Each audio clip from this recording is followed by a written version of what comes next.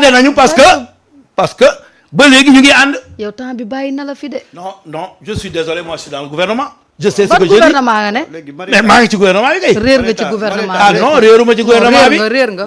dama ni les instructions bés bu Ousmane Sonko dee wax dafay wax sous l' instruction du président Bassirou Diomaye Diakhar Faye laa defee nangam léegi na nga bëgg ci génne lépp ni non loolu nañ ko bàyyi. maintenant si on loolu aussi jaxase la quoi. si on revient au discours de Mbour. loo ci retenir. discours de Mbour bi balaa Ousmane Sonko di ko wax seetaanal sama discours démb. à Jàllale TV. tout ce que Ousmane Sonko a dit j'ai dit c'est ça qu'il va dire. ok parce que loolu mooy préoccupation sénégalais yi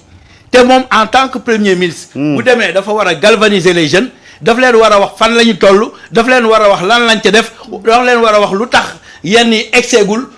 ak espoir bu mu leen di jox pour loolu dox boo xoolee tout au début du discours de Bassirou Diomaye Diakhar Faye c'est ce qu'il a essayé de faire ñaax naa leen gagné nañu. il faut être encouragé à aller de l'avant nañu def civisme nañu def nangam daf leen di ñaax pour ñu nekk ay patriotes tout simplement Ousmane Sonko au début de son discours loolu lay def c'est-à-dire au fond c'est un discours complémentaire kii am na lu bare lu mu waxul kële wax naka mais ñoo bokk gouvernement bi léegi nag ñi bëgg yàq ñooy bëgg ni non kii waxul lii wala naka wax non c'est le même gouvernement quand même. On n'a pas l'opposition et le pouvoir on est tous dans le pouvoir. Donc quand Birame Khoudia Lo dit quelque chose qui est bon pour le pouvoir, mais c'est comme si Diomaye l'avait dit, parce que c'est Diomaye qui a instruit de le faire. Et Sonko a réussi. Maintenant, cette réussite-là, je l'ai dit l'autre jour, j'ai dit, quand j'ai fait 80% de trucs réussite à Fanaye Diéry, alors qu'il faisait 5% chaque année, moi j'ai fait 80%, mais on a félicité l'inspecteur. Parce que l'inspecteur, moi, c'est mon supérieur, moi, Fanek. loolu administration noonu lay doxee mënuma am résultat ñu ne non Birame Khoudia rek am tout le monde sait que j'ai fait beaucoup d'efforts c'est le cas de Ousmane Sonko mais sous la direction de Bassirou Diomaye Diakhar Faye donc c'est clair net et précis. Maintenant sur le plan politique s'ils ont des divergences politiques on va se battre sur le plan politique pour que ñun la ñu war a am mooy 1 million de militants actifs ñu am ko installer les cellules qu'on le fasse normalement là c'est sur le plan politique là quand madame Aminata Touré me dit que intelligence politique wala Abdourahmane Diouf di wax yenn wax yi je le réponds politiquement te la ma leen répondre defe naa démb def naa ko ci jàllale tey def naa ko intelligence politique mooy lan intelligence politique mooy faire des calculs exacts aujourd'hui quand on va aux élections yow yaa ngi ànd ak Macky Sall nga ni da ngay gagner ñu ñëw door le 54% ana sa intelligence politique amoo intelligence politique quand on parle de Abdourahmane Diouf qui parle de l'université am na ñoo nga xam ne dinañ noppi non lui su amoon intelligence politique dina am au moins jàll parrainage non la ma lay wax rek parce que aussi Ousmane Sonko est là lui il est là chacun essaie de convaincre les Sénégalais l'autre à 54% toi tu n'arrives pas à avoir 0,0% et tu parles d'intelligence politique cette intelligence politique là ñun soxla wuñ ko. li ñu soxla mooy koo xam ne day convaincre les Sénégalais et l'intelligence politique c'est quoi il y a beaucoup de gens qui aujourd'hui étaient avec Abdourahmane Diouf et qui sont avec nous parce que ñun nous avons su jouer le bon jeu ba ñooñu xam ni kii nekkul ci dëgg ñun ñoo nekk ci dëgg il y a beaucoup de militants qui étaient avec Macky Sall aujourd'hui qui toquent à nos portes pour dugg ci Diomaye président wala dugg ci Pastef mooy lan mooy ñun nous avons su être intelligents pour dompter avec des arguments clairs ñoom ñi nga xam ne dañu nekkoon ci ñoom am na koo xam ne dafa toog fii ni maa ngi leen di xaar ca législative ya ma ni que législative de bu ñu fa àggee la nga amoon doo ko am dama toog ci plateau wax ka parce que yow la nga yaakaar ni ñu ngi sa ginnaaw ñooñu ñun tabax nañ ca ginnaaw ba nangu lépp loolu mooy intelligence politique. D'accord. Intelligence économique tamit mooy bu ñu la tegee premier ministre quand même nga def ay réalisations comme Ousmane Sonko nii muy defee ak ay performances économiques mais Aminata vous avez été premier ministre avec comment il s'appelle encore président Macky Sall les dettes cachées les dossiers où on met le coude loolu yëpp am na fi ci sa kanam yow quelle est votre intelligence politique pour fexe ba kooku nga xam ni yaa ko mag mu fexe ba dellu si sur des raisons qui lui permet de pousser économiquement le pays amul donc tu n'as pas d'intelligence économique je suis désolé suñu école bi daf ñu yàq Birame Biram nag wax dëgg fa yàlla mise à jour la jot na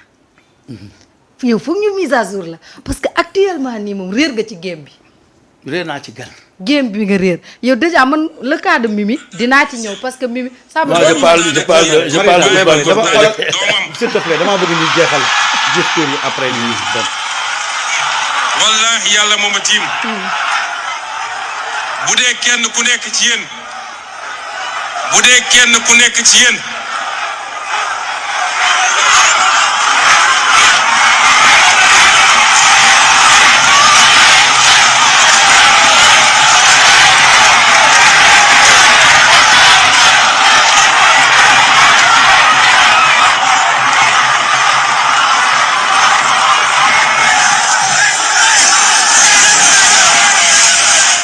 pour vous c'est pas pour nous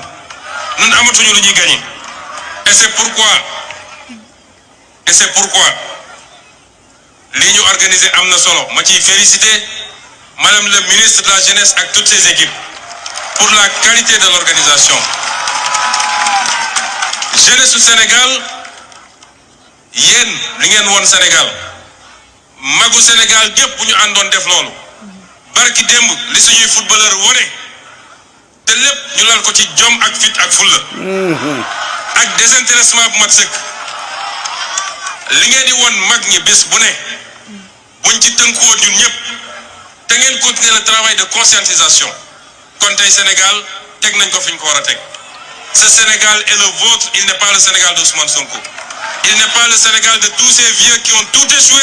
et qui veulent aujourd'hui vous manipuler pour revenir c'est pas le Sénégal. Alors,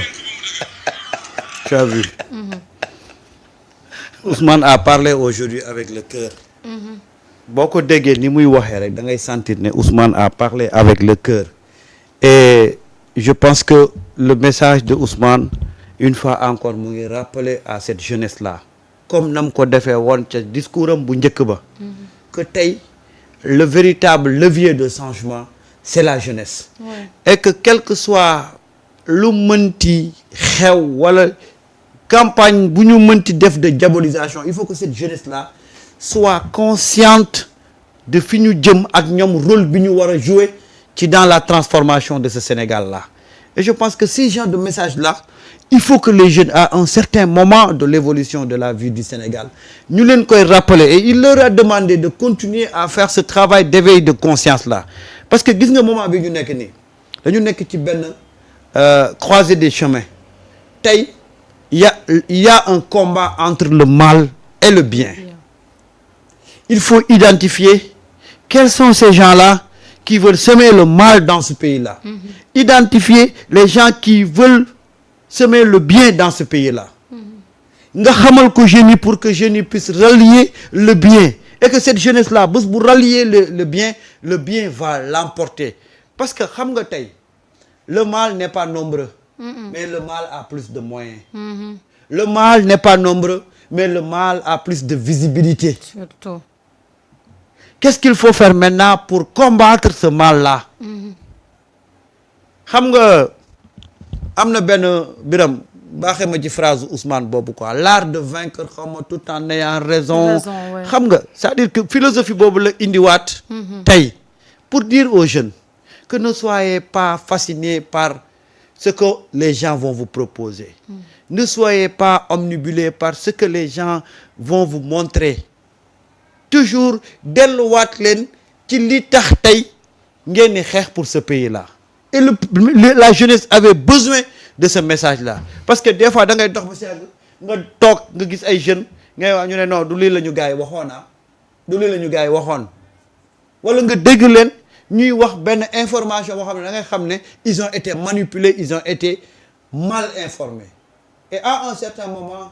nga xam ne tey cette jeunesse là moom mooy fer de lance de cette révolution là.